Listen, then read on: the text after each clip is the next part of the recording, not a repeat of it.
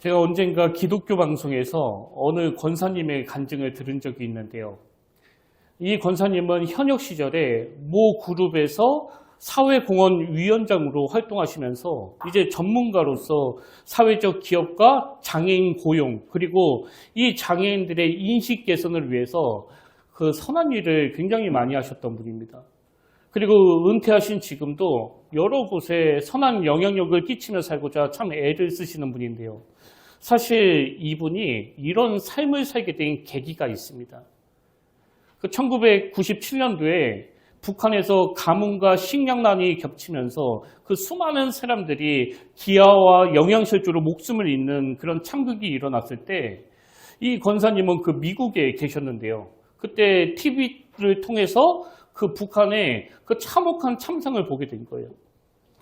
그리고 그 두만강에서 수많은 사람들의 시신이 막 둥둥둥 떠내려오는 그런 끔찍한 장면을 보면서 이분이 굉장히 큰 충격을 받으신 겁니다. 왜냐하니까 이 권사님의 부모님 고향이 북한인데 특히 어머니의 고향이 두만강하고 맞닿아 있는 그 회령이라는 지역에 있었다는 거예요. 그래서 이분이 그날 받은 쇼크가 아마 이런 생각을 하신 것 같아요. 만약에 우리 부모님이 남한으로 내려오지 않으셨다면 어쩌면 저 강물에 떠내려가는 사람이 바로 나였을 수도 있겠다. 그 당시 이분은 미국 기업들이 서로 모셔가려고 할 정도로 한국인으로서 잘 나가시던 분이었는데요. 그날 두만강에서 시신이 둥둥 떠내려오는 그 장면을 보면서 이런 생각이 드셨다는 겁니다. 하나님께서 나를 이 자리까지 인도하신 것은 단지 나 혼자 잘 먹고 잘 살라는 게 아닐 텐데, 그리고 또 이런 생각도요.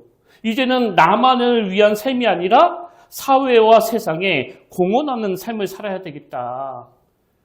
그래서 그때 그 삶의 방향을 확고히 정하시고는 실제로 그런 선한 일들을 많이 행하셨고, 지금 은퇴하신 이후에도 여전히 성경에 나오는 그 사마리아인처럼 강도 만난 이웃과 같은 그런 연약한 사람들을 돕는 일, 그리고 또 지금은 특별히 다음 세대의 인물 키우는 일에 마음을 담고 책도 쓰시고 또 강연도 다니고 있다고 하시더라고요.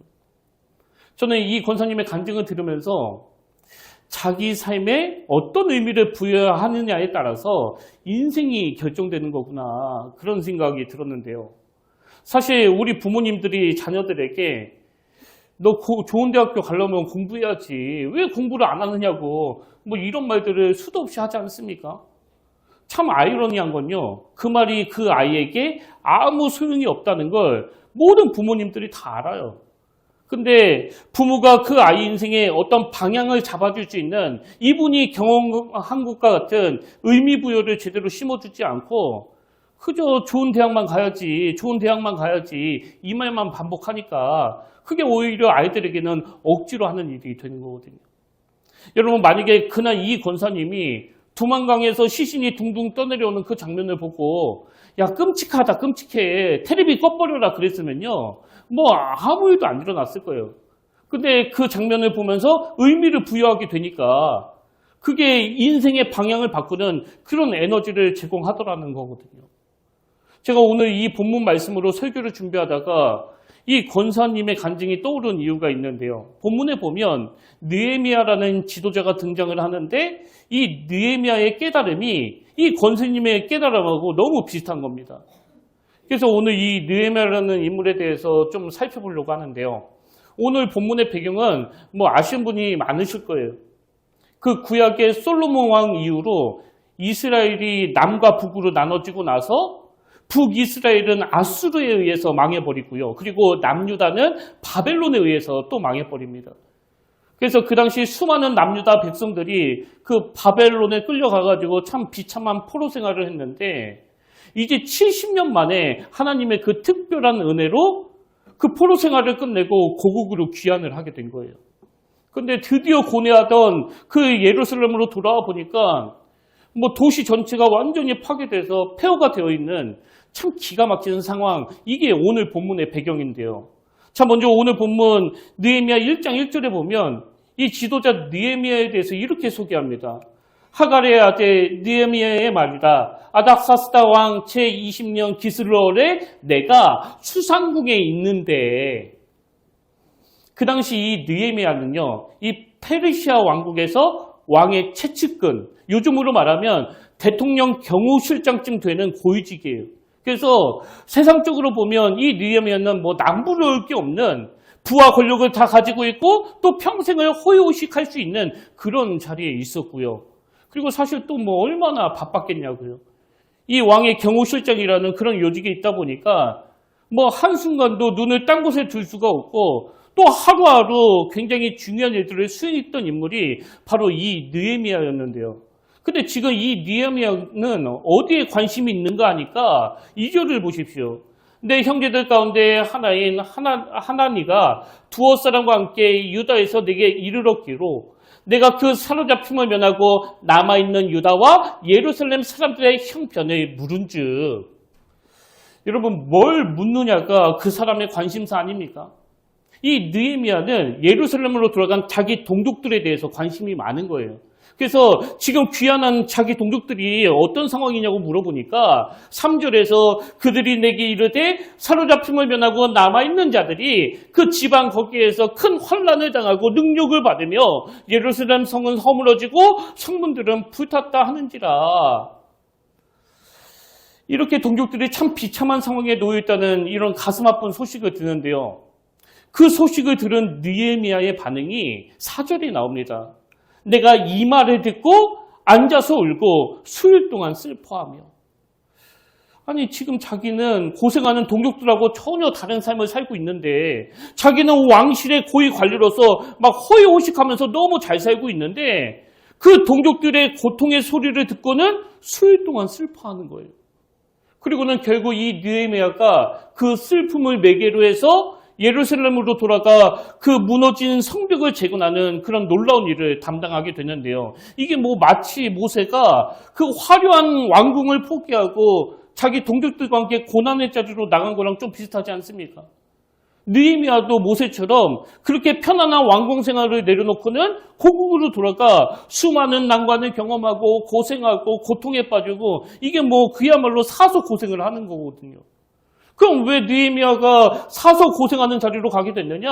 그 모든 출발이 이 4절로부터 시작하는 거 아닙니까? 내가 이 말을 듣고 앉아서 울고 수일 동안 슬퍼하며 마음이 가는 걸 어떡하냐고요. 그래서 제가 이걸 묵상하면서 드는 생각이 마음이 가는 그게 바로 사명이구나. 여러분 그날 모든 사람들이 똑같이 뉴스에서 그 시신이 둥둥 떠내려오는 그런 장면을 봤는데 이 권사님만 삶의 어떤 방향을 바꾸게 된 건 유독 그 장면이 마음에 갔기 때문이거든요. 지난주 월요일에 동기 목사님이 저에게 보내준 그 묵상집을 피니까 그날의 본문 말씀이 바로 이 느헤미야 1장이었는데요.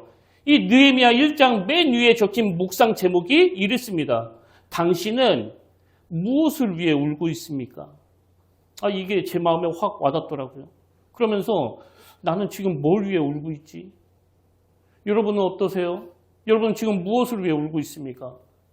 나야 뭐 지금 편안하게 잘 사는데 울기는 왜 울어? 뭐 노후대책도 다 잘 되어 있고 자식들도 다 잘 지내고 있어서 나는 울 일이 전혀 없어. 뭐 이러는 분이 계실 거고요. 또 울기는 우는데 그 눈물이 맨날 자기에게만 맞춰 있는 분도 계시는 거 아닙니까? 그래서 우리 애를 보고 울고 우리 가족을 보고 울고 그래서 저는 오늘 이 말씀이 하나님께서 그런 분들을 위하여 주신 말씀이라고 생각하는데 여러분 지금 느헤미야가 고국에서 들려지는 그 끔찍한 소식을 듣고서 눈물을 흘리는 것처럼요. 사실 오늘 우리도 이 타락한 시대를 바라보면서 울어야 돼요. 그게 우리에게 주신 사명입니다. 그런 면에서 지난주인가요? 제가 아내와 함께 그 다큐 인사이트라는 프로를 보는데 이 스마트폰 중독이 정말 심각하더라고요. 아니 그 어린 3살, 4살 이런 아이들이 막 불철주야 막 때를 쓰는 거예요. 그 스마트폰 내놓으라고. 그리고 여러분도 아시지만 TV에서 그 아이들과 관계되는 프로를 보면 부모하고의 갈등이 전부 그런 거 아닙니까? 내 폰 내가 보는데 왜 엄마가 간섭하시느냐고. 더군다나 지금 모든 전문가들이 그 인터넷 중독의 위험성, 특히 쇼폼이 아이들 내에 전두엽 구조를 바꾸고 있다고 경고를 하기 때문에 이제 앞으로 저 아이들이 자라면요. 참을성은 인내력은 1도 없습니다. 하고 싶으면 바로 그 자리에서 해야 돼요. 못 견디는 거거든요. 사실 모든 부모님들이 이게 얼마나 해로운지 다 알거든요. 근데 역부족인 거예요. 눈만 뜨면 그거 내놓으라고 그러는데 어떡하겠냐고요. 그래서 오늘 우리가 이런 현실 앞에 다음 세대 어린아이들이 자라기도 전에 저렇게 악하고 위험한 환경에 노출되어 있는 현실 앞에 우리가 함께 울어야 되고요. 그리고 이 세상은 이렇게 말로 다 할 수 없이 타락해져 가는데 그에 비해 교회는 점점 영향력을 잃어가고 있는 이런 현실에 대해서 우리 함께 울어야 되는 거 아닙니까? 교회가 만일은 소금과 같다. 교회가 빛이 잃어버렸다. 이런 비난이 난무하고 있는데 저 같은 경우는요. 가끔 한 번씩 그 친한 목사님들하고 만나가지고 농담도 하고 웃고 즐기고 그러면 어떨 때는 집에 가면서 내가 지금 이래도 되나? 이게 좀 과한 생각이란 걸 저도 알지만 저는 지금 이 시대가 목회자든 성도든 할 거 없이 신앙을 가진 사람이라면 이 문제 앞에 깊이 고뇌하면서 함께 울어야 되는 시대라고 생각하거든요. 무엇보다도 지금 교회를 떠나고 있는 다음 세대, 교회들마다 이게 보통 문제가 아니에요. 유초등부, 중고등부, 대학부, 또 청년부, 어느 부서 할 거 없이 다 위기 중에 위기거든요. 이제는 정말 손을 쓰기가 어려울 정도로 우리 아이들이 방황하고 있는 현실이기 때문에 우리가 어떻게 해서든지 이 다음 세대를 살려야 되겠다는 그런 절박함을 가지고 하나님 앞에 함께 울어야 돼요. 이런 점에서 저는 느헤미야가 자기는 권력을 위시해서 모든 걸 다 갖추고 있고 부족함 없이 살지만 자기 동족이 겪는 고통을 외면하지 않고 그들을 위해 울고 있는 이 모습을 보여주는 게 참 귀하게 다가왔는데요. 제가 이번에 이 본문 말씀을 묵상하다가 참 감동을 받았던 포인트가 뭐냐면 지금 느헤미야는요. 이 민족적인 고통을 자기 것으로 받아서 눈물을 흘리는데 그 고통을 단계별로 승화시키고 있다는 거예요. 그래서 제가 오늘 이걸 2단계로 설명을 드리려고 하는데 그 첫 번째 단계가 뭐냐 하니까 느헤미야는요. 그냥 눈물만 흘리는 게 아니고 자기의 슬픔을 기도로 승화시키는 겁니다. 이게 참 제 마음에 감동이 되더라고요. 자, 4절을 한번 보십시오. 내가 이 말을 듣고 앉아서 울고 수일 동안 슬퍼하며 그 다음에 보니까 그 슬픔을 가지고 하늘의 하나님 앞에 금식하며 기도하여 그 예루살렘의 폐허 소식을 듣고 그 슬픔으로 마음이 무너졌지만 그는 그걸 감정적으로만 처리하지 않고 그 슬픔을 하나님께 나아가는 재료로 쓰는 거예요. 그런 면에서 성경에 보면 이 느헤미야처럼 이 슬픔을 기도로 승화시킨 그 대표적인 인물이 바로 그 한나 아닙니까? 한나. 여러분 잘 아시지만 한나가 난임으로 임신하지 못할 때 그 연적인 브릿나라는 여자가 이 한나를 얼마나 조롱하고 괴롭히냐고요. 그래서 사무엘상 1장 7절에 보니까 브릿나가 그를 격분시킴으로 그가 울고 먹지 아니하니 여성으로서 이것보다 더 고통이 있겠나 싶을 정도로 너무 괴로운 상황이라는 거거든요. 근데 이 한나가 참 귀한 게 뭐냐니까 그는 이런 고통스러운 상황을 자기도 파괴하고 상대방도 파괴시키는 그런 쪽으로 가지 않고 자기의 고통을 하나님 앞에 나아가는 기도로 승화시키는 겁니다.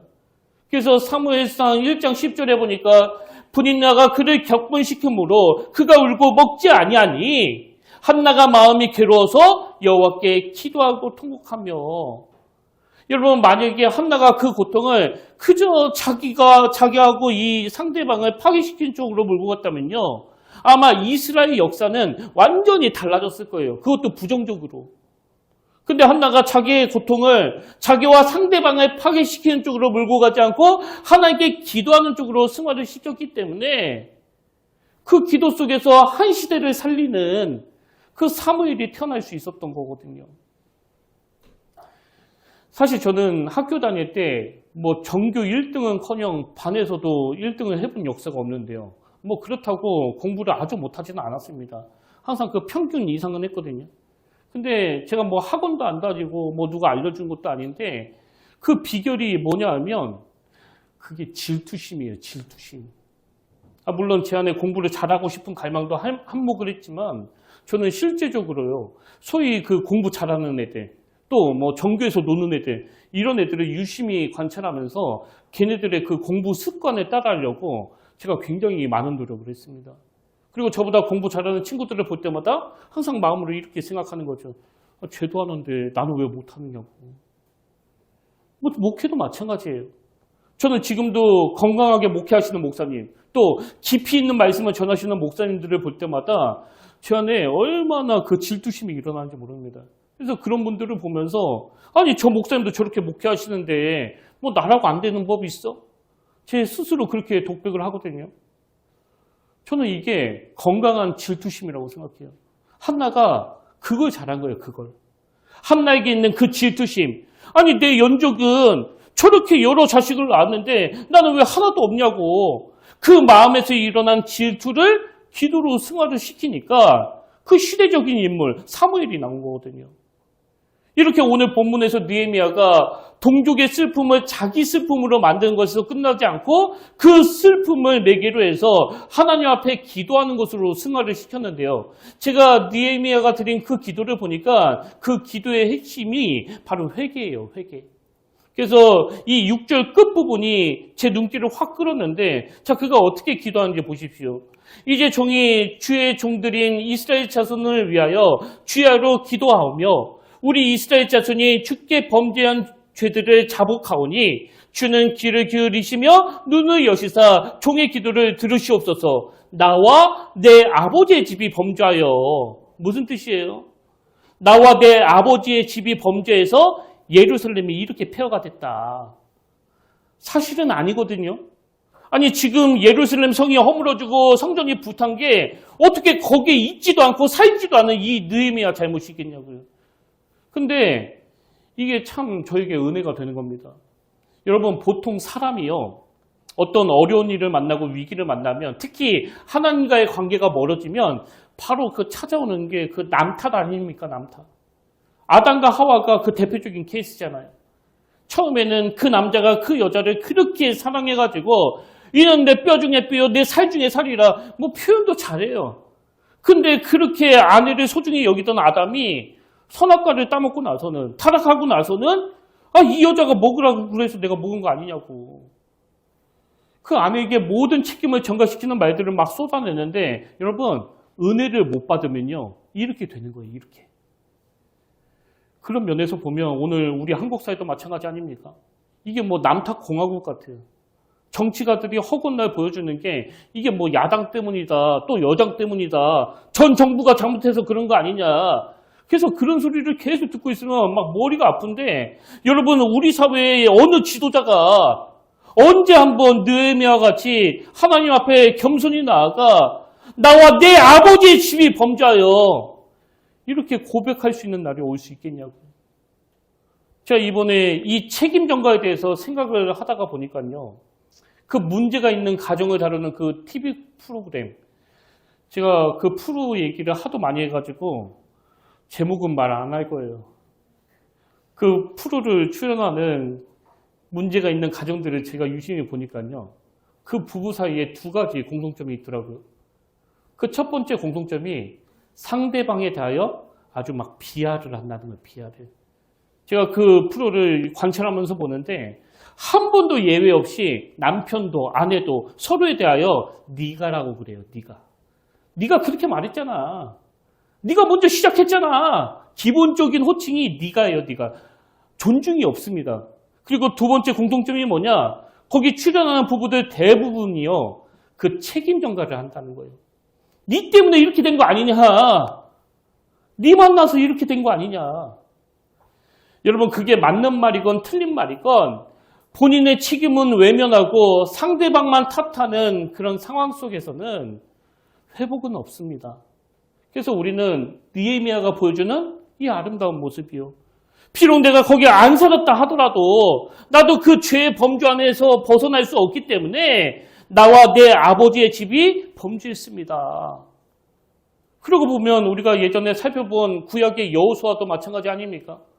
여호수아 7장에 보면 이스라엘 백성들이 가나안 정복 전쟁을 치르는 과정에서 아이성 전투에서 쓰라린 패배를 경험하는데요. 그 당시 모든 백성들이 이 패배로 더 충격을 받을 수밖에 없었던 건 우리가 이 그 큰 여리고성도 무너뜨렸는데 그까지 아이성 못 무너뜨리겠냐고. 저 전쟁은 우리가 충분히 이길 수 있다. 그렇게 막 자신만만해서 전투에 임했는데 참패를 하게 된 거예요.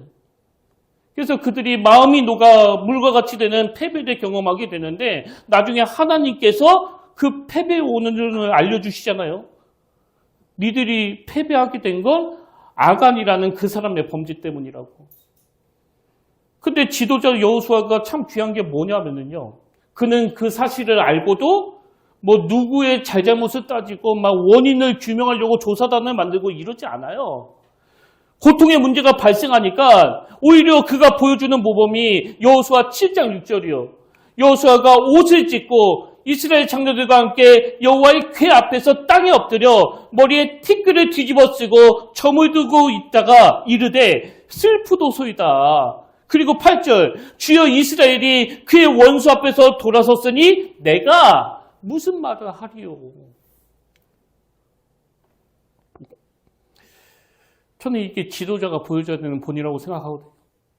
어떤 가슴 아픈 일을 만날 때 이건 뭐 누구 탓이다. 저놈 때문에 우리가 이렇게 됐다. 그러는 것이 아니라 지도자라면 그 문제를 가지고 하나님 앞에 나아가는 거예요.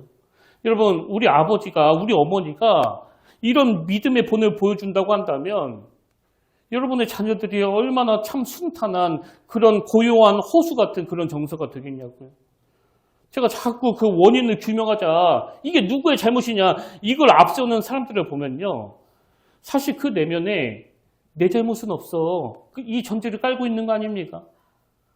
오늘 우리가 느헤미야처럼 나와 내 아버지의 죄 그리고 여호수아처럼 누구의 잘잘못을 따지기 전에 이 고통스러운 문제를 가지고 주님 앞으로 나가야 돼요. 그래서 시편 62편 5절에 보니까 나의 영혼아 잠잠히 하나님만 바라라. 물은 나의 소망이 그로부터 나오는 도다. 그리고 8절은 세 번역으로 보십시오. 하나님만이 우리의 피난처이시니 백성아 언제든지 그만을 의지하고 그에게 너의 속마음을 털어놓아라. 그에게 너의 속마음을 털어놓아라. 이게 기도 아닙니까? 그런 의미에서 여러분 저를 따라서 이 구절을 한번 선포해 보면 좋겠는데요. 자, 저를 따라서 큰 소리로 선포하십시오. 하나님께 너의 속마음을 털어놓아라. 하나님께 너의 속마음을 털어놓아라. 여러분의 아프고 괴롭고 고통스러운 그 문제를 하나님 앞에 가져가 기도하는 재료로 삼으시는 믿음의 성도님들 되시기를 주님 이름으로 축복합니다. 그런가 하면 느헤미야가 보여주는 두 번째 단계가 뭐냐? 그는요, 그 기도를 사명으로 연결시킨다는 거예요. 자, 이게 무슨 말씀인지 설명을 드릴게요. 아까 우리가 살펴본 것처럼 1장에 보면 느헤미야가 하나님 앞에 막 눈물로 금식하고 회개 기도를 드리는데요. 자, 느헤미야 2장 5절에 보십시오. 그 기도가 실제적인 결단으로, 실제적인 행동으로 이어집니다. 왕에게 아뢰되, 이게 중요해요. 1장에서는 느헤미야가 여호와 하나님께 아뢰는 거예요. 그런데 2장으로 와서는 왕에게 아뢰되, 왕이 만일 좋게 여기시고 종이 왕의 목전에서 은혜를 얻었사오면 나를 유다 땅, 나의 조상들의 묘실이 있는 성읍에 보내어 그 성을 건축하게 하옵소서. 우리가 여기서 발견할 수 있는 게 뭐예요? 느헤미야는 하나님께 기도드리는 것으로 그치지 않았다는 거예요. 그래서 역시 뭐 기도하니까 속이 시원하네. 속이 뻥 뚫리네. 기도하고 났더니 이제는 좀 살 것 같아. 물론 기도가 그런 효험이 있습니다만 그러려고 기도하는 게 아니고요. 우리가 기도하는 이유는 2장으로 건너가기 위해서예요. 2장으로. 느헤미야가 기도하고는 왕에게 찾아가는 거예요. 왕에게 아뢰는 거예요. 자기의 고통을 하나님께 구체적으로 쏟아놓은 다음에 그 기도에 걸맞는 행동이 바로 그 뒤를 따랐다는 거. 그래서 여러분, 우리가 뭐 기도를 원치 안 하는 것도 문제지만요. 어쩌다가 한번 기도하고 나서 속이 시원하네. 그걸로 끝내신다면 그건 아직 기도의 맛을 모르는 거예요. 기도는 그저 내 감정이 풀리는 데까지가 하는 게 아니고요. 그 기도 가운데 실제로 역사하시는 하나님의 힘까지 경험해야 그게 기도의 진정한 맛을 경험하는 거거든요. 그런 면에서 보면 선지자 이사야도 하나님의 부르심 과정에서 비슷한 행동을 보이는데요. 이사야 6장에 보니까 이사야가 거룩하신 하나님의 임재 앞에 철저하게 무너집니다. 자기의 존재를 다 깨져버려요. 그래서 그가 뭐라고 고백하는가 하니까 이사야 6장 5절이요. 그때 내가 말하되 화로다 나여 망하게 되었도다. 여러분 진짜 은혜를 받으면요. 이렇게 고백하게 되는 거예요.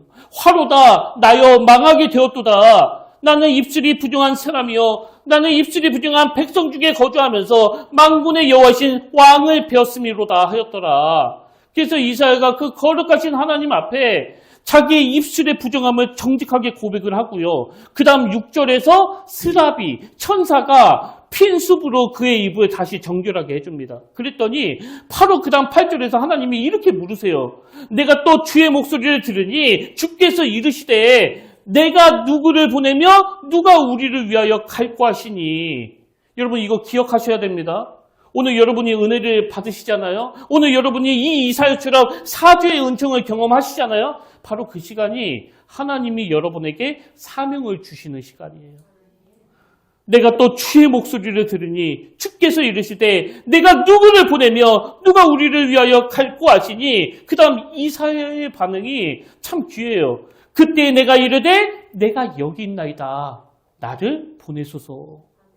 이사야는요. 그냥 감정적으로 마음이 뜨거워진 것에만 머물지 않고 받은 은혜를 사명의 자리로 나가는 발판으로 삼고 있는 거거든요. 그래서 여러분이 나는 하루에 막 3시간씩 기도해. 그걸 자랑하시는 게 아니고요. 나는 3시간씩 기도하기 때문에 내 가슴은 불타고 있어.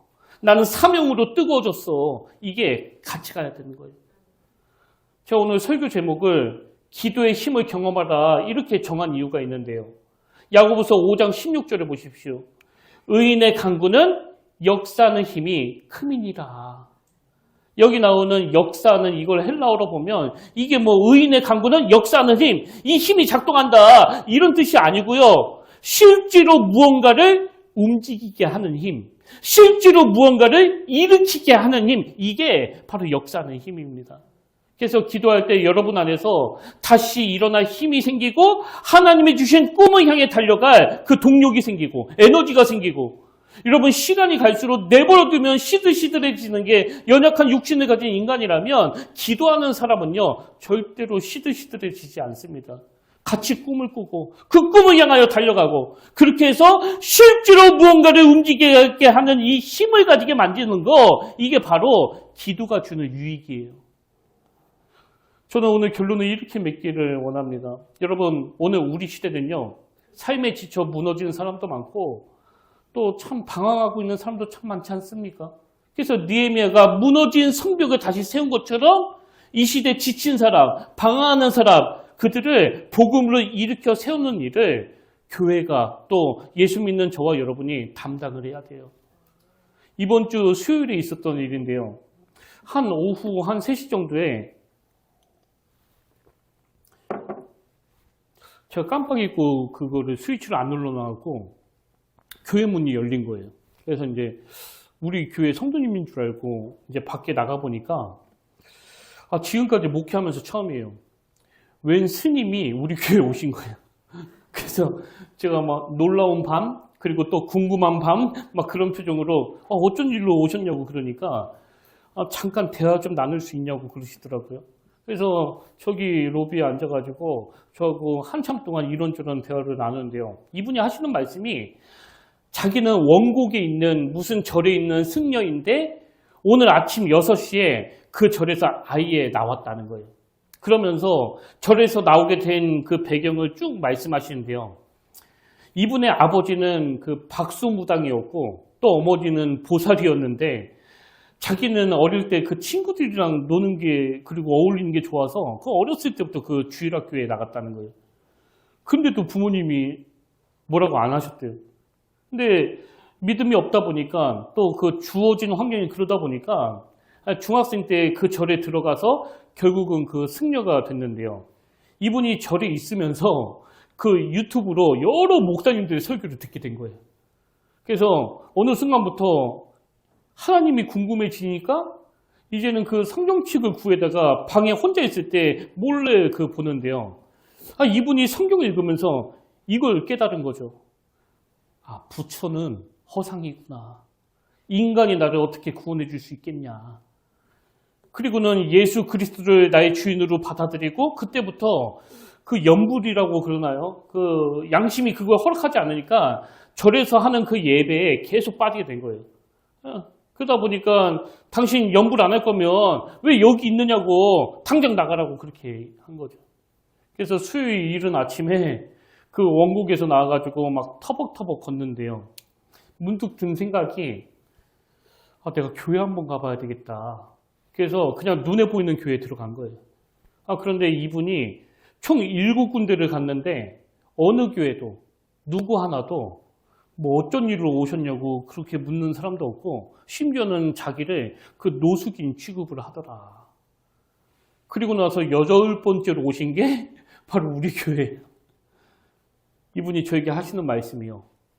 아니 성경에는 한 영혼이 천하보다 귀하다고 그러는데 왜 오늘 교회는 성경대로 안 하는 겁니까?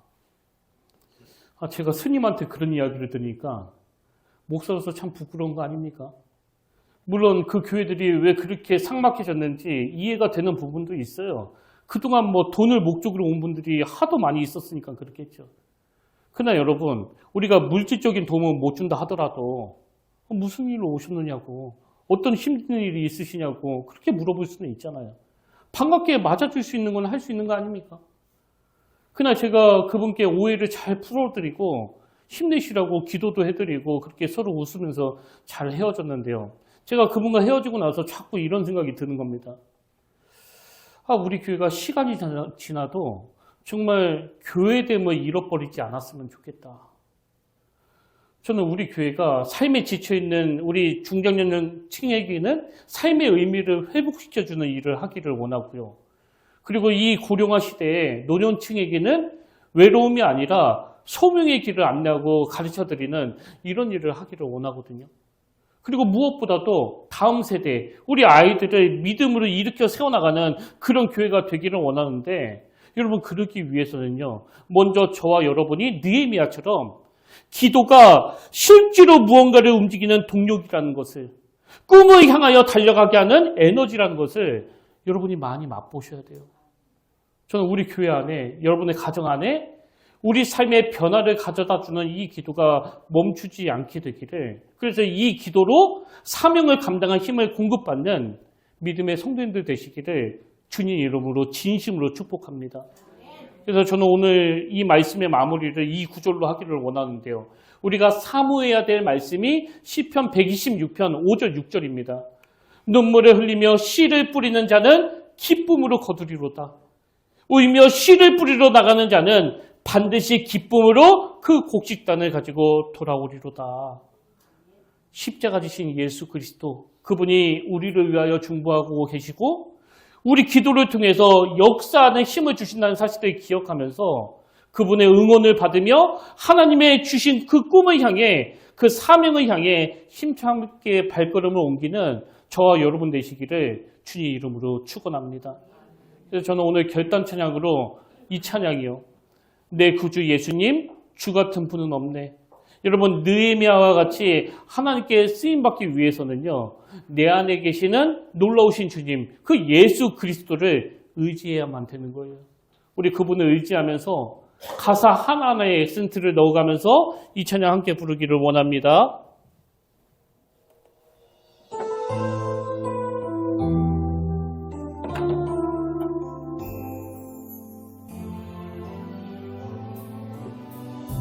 내 구주 예수님, 주 같은 분은 없네.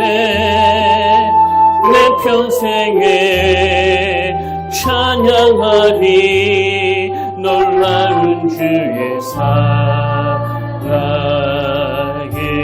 내 구주 예수님, 내 구주 예수님, 주 같은 분은 없네.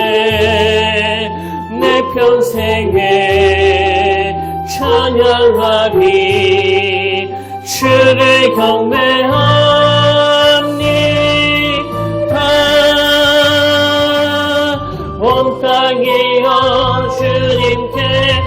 외쳐라. 능력과 위엄의 왕 되신 주, 산과 바다 소리쳐 주의 이름을 높이리. 주 행한 일 기뻐 노래하며 영원히 주님을 찬양하리라. 신실하신 주의 약속 나 받았네. 온 땅이여 주님께 외쳐라. 온 땅이여 주님께 외쳐라. 능력과 위엄의 왕 되신 주, 산과 바다 소리쳐 주의 이름을 높이리. 주 행한 일 기뻐 노래하며 영원히 주님을 사랑하리라. 신실하신 주의 약속 나 받았네. 나의 기도하는 것보다 더욱 응답하실 하나님, 더욱 응답하실 하나님, 날 생각하는 것보다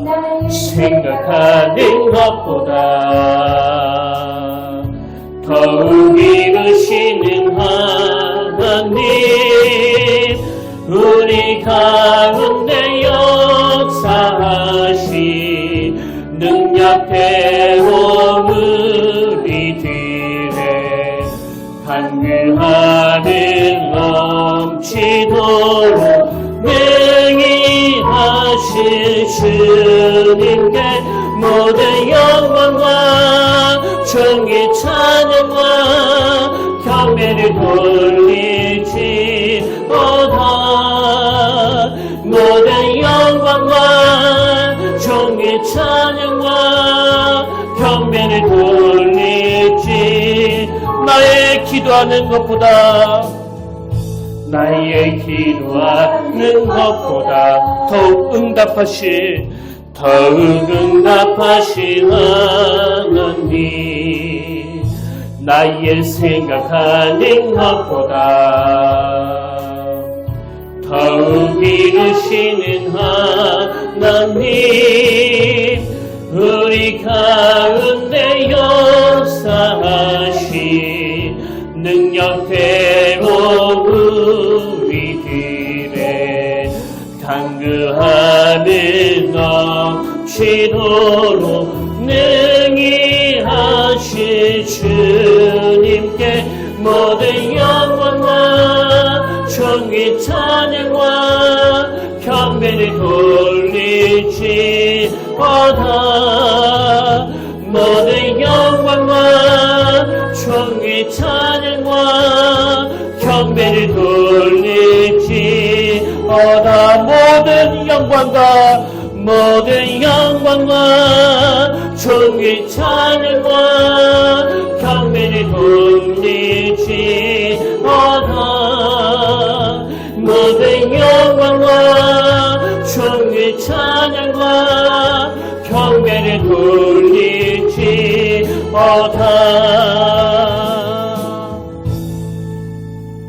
아멘. 하나님 아버지, 여세 동안 이런저런 일로 어려움을 겪고 참을 잘 이루지 못하고 또 어떤 문제로 너무 슬퍼서 눈물을 삼키는 시간을 보냈다 할지라도 우리 아픔에 공감하시는 주님, 그분 앞으로 내 상한 마음을 가져가기를 원합니다.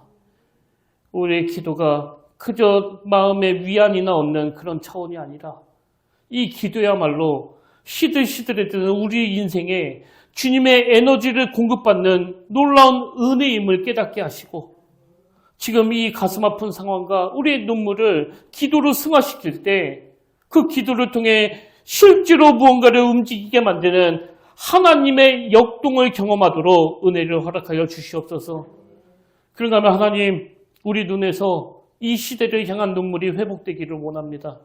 이렇게 봐도 답답하고 저렇게 봐도 한숨이 나오는 이 현실 앞에서 나에게도 이 나라와 동족을 사랑하는 마음이 있는지, 혹시 내 감신사는 나에게만 머물러 있지는 않은지, 또 이 민족의 아픔을 나는 기도라는 통로로 연결시키고 있는지, 아버지 이것들을 말씀을 거울 삼아 철저하게 되돌아보게 하시고, 우리가 우리 나라를 위하여, 우리 이웃을 위하여, 우리 연약한 교회들을 위하여 눈물을 흘리며 회개의 자리로 나아갈 때 거기에 하나님의 은혜와 능력이 나타나는 것을 맛보는 아름다운 한 주간이 되게 하여 주시옵소서.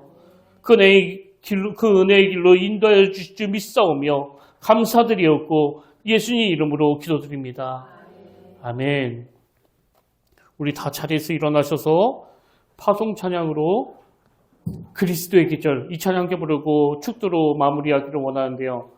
오늘 주신 말씀을 묵상하시면서 우리 선포하며 이 찬양 함께 부르기를 원합니다.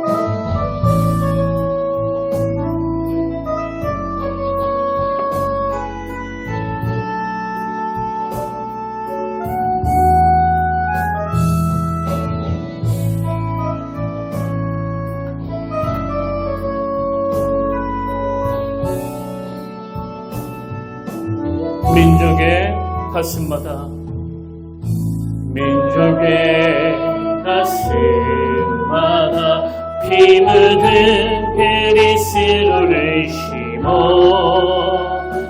이 땅에 푸르고 푸른 그리스도의 계절이 오게 하소서 오게 하소서. 이 땅에 하나님의 나라가 이루어지게 하옵소서. 모든 사람의 마음과 교회와 여정에도 하나님 나라가 임하게 하여 주소서. 주의 청년들이 예수의 꿈을 끄고 인류 구원에 환상을 보게 하소서. 한 손에 복음 들고 한 손에 사랑을 들고 온 땅 구성 누비는 나라 되게 하소서. 민족의 가슴마다 민족의 가슴마다 피 묻은 그리스도를 심어 이 땅에 푸르고 푸른 그리스도의 계절이 오게 하소서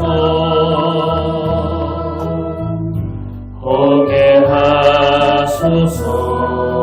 이 땅에 하나님의 나라가 이 땅에 하나님의 나라가 이루어지게 하옵소서. 모든 사람의 마음과 교회와 여정에도 하나님 나라가 임하게 하여 주소서. 주의 청년들이 예수의 꿈을 끄고 인류 구원에 환상을 보게 하소서. 한 손에 복음 들고 한 손에 사랑을 들고 온 땅 구성 누비는 나라 되게 하소서. 이 땅 구석구석에서 예수를 주로 고백하게 하소서. 하늘의 뜻 이 땅에 이루어주소서. 주의 나라 되게 하소서. 주의 청년들이 예수의 꿈을 끄고 인류 구원에 환상을 보게 하소서. 한 손에 복음 들고 한 손에 사랑을 들고 온 땅 구석 누비는 나라 되게 하소서.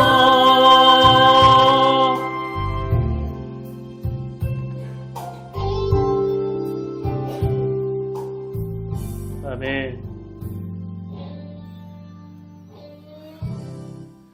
의인의 강구는 역사하는 힘이 크민이라.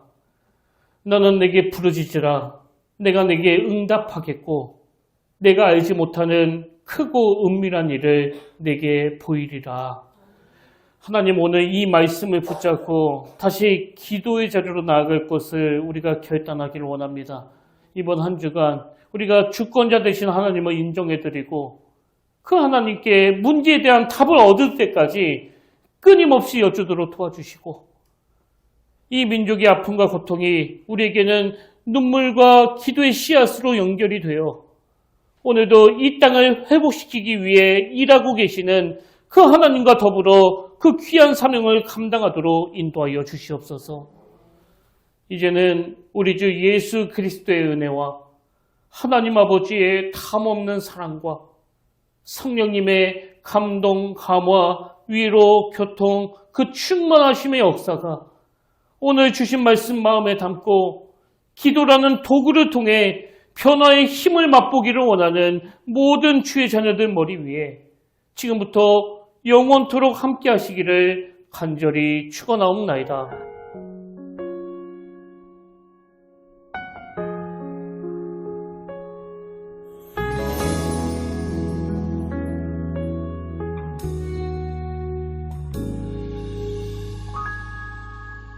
말씀 앞에서 경외함으로